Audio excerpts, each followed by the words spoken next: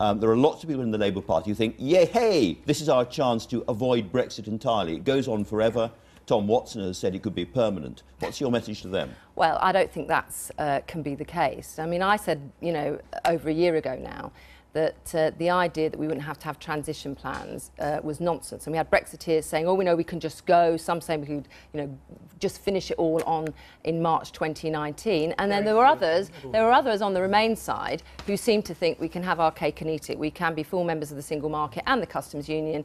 And in some respects, some of those are taking from what Keir Starmer said, the idea that somehow this will allow us to reverse the decision. I totally disagree with that. So you disagree with Tom Watson on this? I disagree that it can be a permanent position. Yes, I do, because we are leaving the European Union. And actually, as my op-ed in the Sunday Telegraph makes clear, is in Keir's own words in his article a few weeks ago, he says that we are exiting the European Union. We will exit in March 2019. The transition is a transition. However, it is completely reasonable that Keir should point out that actually, whilst we're in this transition, being in the single market and the customs union until things are resolved has to be the case. But he recognises we can't be full members and change freedom of movement, and we have to change freedom of movement.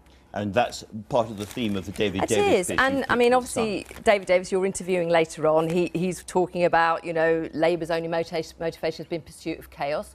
I do think probably there are some colleagues who want to think about ways that they can delay the inevitable. But I also read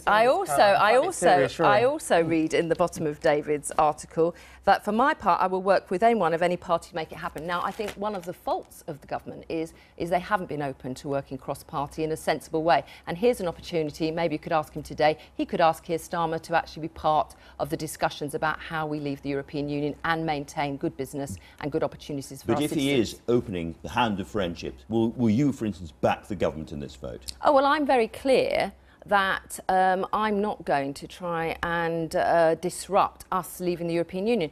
Having said that, there are legitimate questions to be asked as we take this bill through Parliament, and that's fair enough. But I'm not going to be involved in wrecking for wrecking's sake. I don't think that's the right way forward.